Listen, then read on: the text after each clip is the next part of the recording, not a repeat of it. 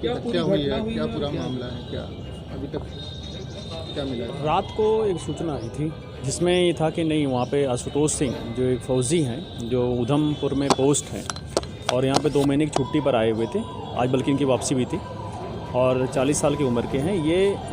इनके कुछ लोगों ने बहुत चोट पहुँचाई है सर पे और उसकी वजह से इनकी डेथ हो गई है। जानकारी की गई थी, ये सूचना आरंभिक तौर पे उनके साथ गई हुई घर के पास में रहने वाली एक लड़की जो उनके ही कार में बैठ के वहाँ पे गई थी घटनास्थल तक, उनके द्वारा ही उनकी पत्नी को दी गई थी और फिर 112 को भी कॉल की गई थी।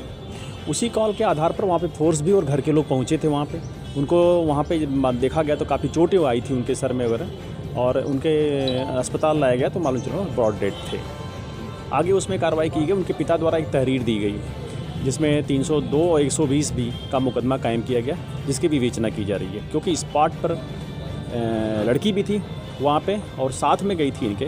उसको दृष्टिगत रखते हुए हम लोग ने उनके अंतःवस्तुओं को सुरक्षित करते हुए महिला फोर्स के द्वारा, महिला सब इंस्पेक्टर और महिला इंस्पेक्टर के द्वारा उनको भेजा गया है मेडिकल परीक्षण के लिए और वहाँ जो भी चीज़ें आएंगी तदनुसार कार्रवाई करेंगे। इस घटना में जो शामिल लोग हैं वहाँ पे मौके पे उन्हें चिन्हित करने का लगातार प्रयास चल रहा और शीघ्र ही हम शाम तक पता लगा लेंगे। हमें पास कुछ क्लू मिला है कि वहाँ कुछ लोग थे जो वहाँ पे शौच करने के लिए बाहर गए थे या वहाँ पे सिगरेट वगैरह पी रहे थे। उन्हीं लोगों द्वारा उनको मारा पीटा गया। जबकि लड़की ने भी बताया कि उन लोगों के हाथ में न कोई डंडा था न कोई वेपन्स था। ईंट जो वहाँ पे पड़ी हुई थी उसी ईंटों से प्रहार किया। वजह ये थी कि जब गाड़ी जा रही थी तो वो हट नहीं रहे थे, रास्ते पर बैठे हुए थे सब। तो इन्होंने उतर करके उनके साथ बातचीत की, कुछ फिर इनके बीच गाली गलौज हो गया, कहा सुनी हुई और उसी में उन लोगों ने वहाँ से उठ करके इनके ऊपर 2-3 ईंटें मारा जिसमें इनको एक हेड इंजरी आ गई 2-3। उसमें ये कोमा में चले गए और फिर बता रहे कि तब से वो उठे नहीं है।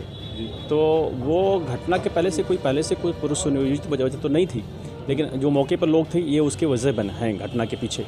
और जैसे ही गिरफ्तारी हो जाती तो और चीज़ें क्लियर हो जाएगी। सर, लड़की की तरफ से ये भी बात सामने आ रही है, कहा गया है कि वो रेप करने की आरंभिक जो सूचना ही दी गई थी 112 में उन्होंने यही बताया था, लड़की ने बताया हाँ, कि यहाँ पे 4-5 लोग हैं और ऐसे है रेप का प्रयास कर रहे हैं, वो तो फोर्स भेज दीजिए।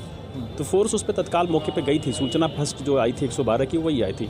इसी को ध्यान में रखते हुए हमने इनको भेजा भी है। अभी अब इनका जो प्रोसीजर से 161 भी होगा, 164 भी कराएंगे। तो लड़की ने क्या कहा, कौन लोग रेप करने की कोशिश कर रहे? वो नहीं पहचानती नहीं किसी। फौजी के ऊपर भी आरोप लगाया क्या, फौजी रेप करना चाह रहे थे? और नहीं, फौजी के ऊपर रेप का आरोप नहीं लगा। फौजी के साथ तो वो बड़ोस में रहती हैं और साथ में ही गए थे घर से, बल्कि बच्चों से तो ये कह के गई थी कि हम मोमोज़ जा रहे हैं, लेकर के आएंगे और मोमोज़ खाने के लिए। वो बताई भी कि मुझे बुलाया था उन्होंने कि चलते हैं घूम के आते हैं।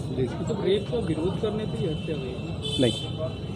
कि कितने बजे की घटना है? ये रोड रेज कह सकते हैं इसको, रोड रेज का मर्डर अभी नहीं, ये रोड तो है भी नहीं, वो तो बिल्कुल इंटीरियर आउटर है। आप देखेंगे बिश्नापुरी का इलाका है जहाँ ये इनका कोई प्लाट भी उधर ले रखा था। यद्यपि इनके पिताजी और इनके भाई बता भी नहीं पा रहे हैं कि वो प्लाट उधर किधर था जहाँ वो कार से गए थे। कार इनकी खुद की ही थी, खुद ही ड्राइव भी कर रहे थे और वहाँ लोग साथ ही गए थे। लड़की के घर वाले लड़की के ऊपर आरोप लगा रहे हैं कि लड़की ले जाके उसने, और उन्होंने तहरीर तो दिया है जिसमें उन्होंने मर्डर का नहीं, उन्होंने एक आशंका जाहिर किया है जी ऐसा, और उस बिंदु को हम दिखवाते हैं कि उसमें क्या रोल। लड़की की तरफ से भी कोई शिकायत की गई है? अभी तो शिकायत नहीं की गई। लड़की की तरफ से कोई शिकायत नहीं की गई? नहीं। कितने बजे